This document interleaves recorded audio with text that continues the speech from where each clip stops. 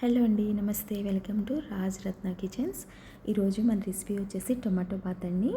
మనకి ఇంట్లో దోసపిండి కానీ ఇడ్లీ పిండి కానీ ఏమీ లేనప్పుడు కానీ, లేదు అంటే మనం కొంచెం వర్క్లో బిజీగా ఉన్నప్పుడు కానీ ఇలా ఒకసారి టొమాటో బాత్ చేసుకుంటే చాలా ఈజీగా త్వరగా అయిపోతుందండి.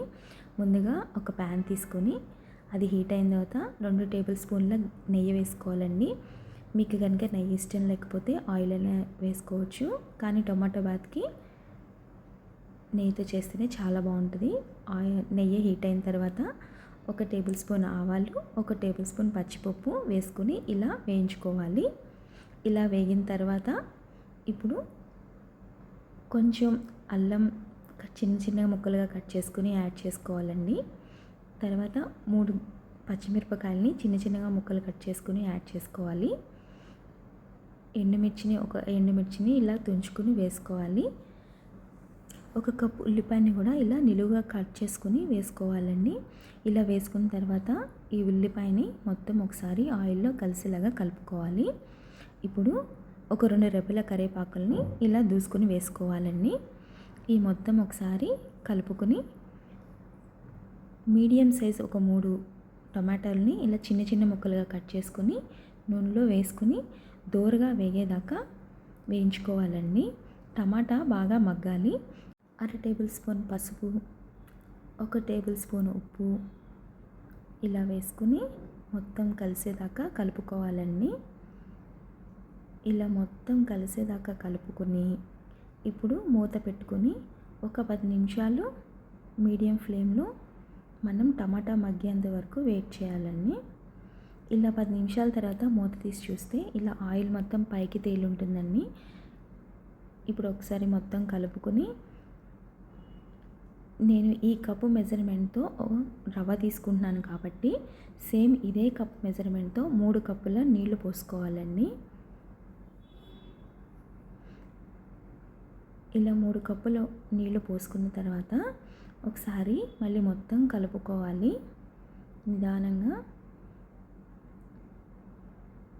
ఇలా మొత్తం కలుపుకొని ఈ సమయంలోనే మనం ఉప్పు సరిపోయిందో లేదో చూసుకోవాలండి. నాకైతే ఇంకా కొంచెం 1/2 టేబుల్ స్పూన్ ఉప్పు పడితే బాగుంటుంది అనిపించింది, అందుకని నేను యాడ్ చేశాను. ఇలా మళ్ళీ మొత్తం కలుపుకొని మూత పెట్టుకుని ఒక 10 నిమిషాలు నీళ్ళు మరిగేంత వరకు వెయిట్ చేయాలండి. ఇలా నీళ్లు మరుగుతున్న టైంలో ఇందాక చూపించిన కప్పు రవ్వ తీసుకున్నానండి. ఇది ఆల్రెడీ వేయించిన రవ్వ అండి, అందుకని నేను డైరెక్ట్గా యాడ్ చేస్తున్నాను. ఇలా నిదానంగా స్లోగా రవ్వను పోసుకుంటూ కలుపుకుంటూ ఉండాలండి, ఎక్కడ ఉండలు చుట్టకుండా. అలా అయితే మనకి ఉండలు చుట్టకుండా నీట్గా కలిసిపోతుంది వాటర్లో, లేకుంటే ఉండలు చుట్టేస్తాయండి ఒక్కసారి రవ్వ వేస్తే. ఇలా వేసి రవ్వని నిదానంగా కలుపుకుంటూ దగ్గరికి వచ్చేంత వరకు కలుపుతూనే ఉండాలండి. ఇలా దగ్గరికి వచ్చిన తర్వాత ఒకసారి చూసుకోవాలండి. ఇప్పుడు దీంట్లో సన్నగా తరిగిన కొత్తిమీర అండి, 2 టేబుల్ స్పూన్ల కొత్తిమీర యాడ్ చేసుకోవాలి. ఒకసారి మళ్ళీ మొత్తం కలుపుకొని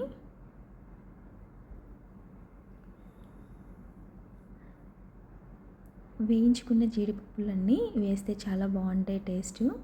ఒకసారి వీటిని కూడా వేసి మొత్తం కలుపుకొని ఇప్పుడు లాస్ట్ అండ్ ఫైనల్గా 1 టేబుల్ స్పూన్ నెయ్యి వేసుకోవాలండి. ఇది వేస్తే చాలా బాగుంటుంది. వేసి ఒకసారి మళ్ళీ మొత్తం కలుపుకొని స్టవ్ ఆఫ్ చేసి మూత పెట్టి ఒక 10 నిమిషాలు వదిలేసేయాలండి. 10 నిమిషాల తర్వాత మూత తీసి చూస్తే ఉప్మా కూడా దగ్గరికి వచ్చి చాలా బాగుంటుందండి. అంతే. మీకు కనుక ఈ వీడియో నచ్చితే లైక్ చేసి, షేర్ చేసి, కామెంట్ చేయండి. Thanks for watching.